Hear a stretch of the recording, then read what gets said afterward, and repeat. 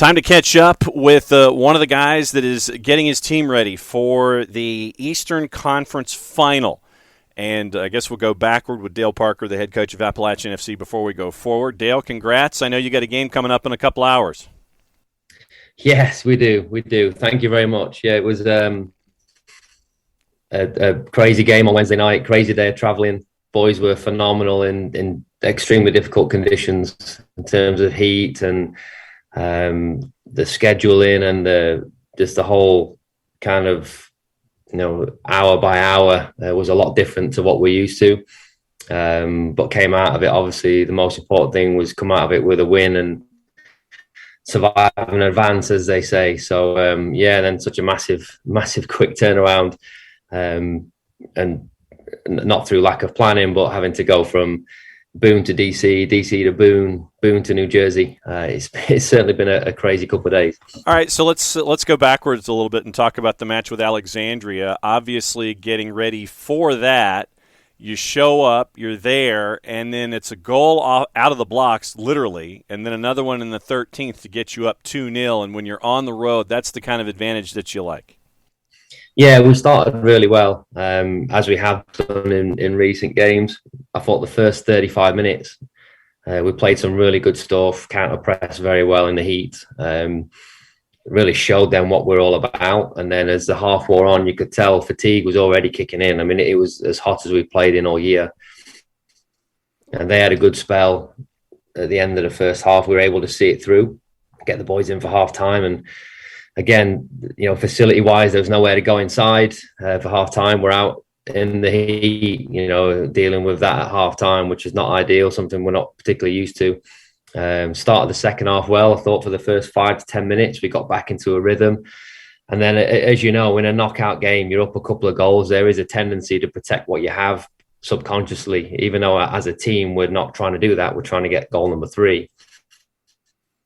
Subconscious mind sometimes takes over in those moments, and I think some replays have shown it might have been offside, but it is what it is. We didn't let it bother us. We dug in deep, made some changes, soaked up some pressure at the end, and for the first time this season, really dug in deep, probably as deep as we have done, to defend and see a game out. And really, other than the goal that they scored, didn't really look like conceding for the amount of pressure that they put on us. We were able to deal with it, and our back four in particular that night were outstanding. I think a lot of folks may not necessarily, and you got into it a little bit in the introduction here, I don't think a lot of folks quite understand how much of an undertaking it is. Under normal circumstances, folks get it in the larger leagues and the professional leagues that they follow. They understand travel and all this kind of stuff. But this is midweek weekend, and you mentioned Boone to D.C., back now to Jersey to get this through. What is it like traveling in this situation? I'm sure that it's hairy. I know that there's a lot of planning. I know there's a lot of stuff that's got to happen on the quick. What's it like traveling during a playoff scenario like this? It's difficult. It is difficult. I think, honestly, I think we do it better than most. I think we're very relaxed with the players. We try and communicate, every stop that we're going to make, every activity that we might do, every meal that we're going to have, and constantly get their feedback on how they're feeling and what they want to do, rather than having such a disciplined, structured, minute by minute itinerary. I think if you can loosen up the shackles, it certainly helps. I mean, some of the guys brought the PlayStation on the bus. They got a FIFA competition going on the bus. Having a driver that's just a great guy who's very accommodating, who's helping us out. He was there Wednesday and he's here with us. He's here with us now. So it's not easy, but there are ways you can try and make it easier, and try and make it enjoyable. That's the key. And if you don't allow it to be a distraction, then it won't become an excuse. If we talk about, oh gosh, we've got to travel 14-hour round trip to DC and then a 20-hour round trip to New Jersey, if you talk about it in that fashion, then obviously it will affect you. If you make it positive and, as the boys have done, broken it up to FIFA and to other kind of games and singing songs, it's really not as bad as it might seem. So who won the FIFA tournament, or who is winning the FIFA tournament, by the way? We have a final right now. I believe it's between Max Bolton and our captain, Dennis Bates. It's currently happening in room 1203 is what I'm being told. So Right. we'll update everybody on Twitter when we have the results. Okay. And then, the other part, I guess, is since you volunteered it, who's the best singer on the squad and who's the worst? Oh, gosh. I mean, we had some bad ones the other night. I want to say, I mean, Kevin DeLange did okay. I'm not sure his voice was great, but he did okay.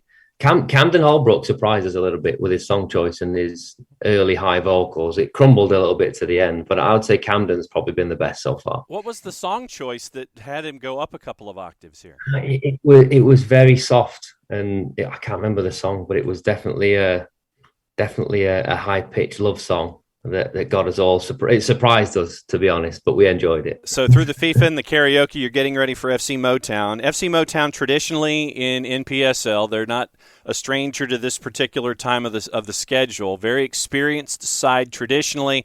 I know that, like, for you and the staff and the guys, it's like cramming for another test, even though you want to focus on what you guys do and do it well. What do you know? What have you studied, and what's prep been like getting ready for this one? I mean, they're good. They're very good. They're, like you said, an experienced team. They've been around these rounds plenty of times.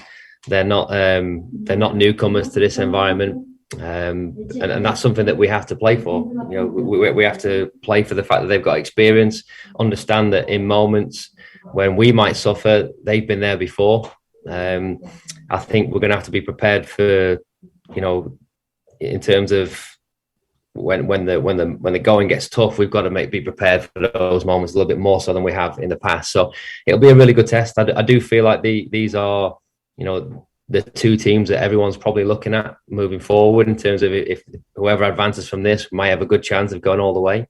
So we understand the pressures that go along with that as well. So we're excited about it, but we have to understand at this stage that there are going to be no comfortable matches. There's going to be no games where we can just go after it and expect to score 2, 3, 4, 5 goals unanswered. We're going to have to battle for every minute, and this opponent will certainly put us to the test. Final 8, getting ready for a bid in the Final 4 in the NPSL. FC Motown and Appalachian FC at Drew University. 7:30 kick.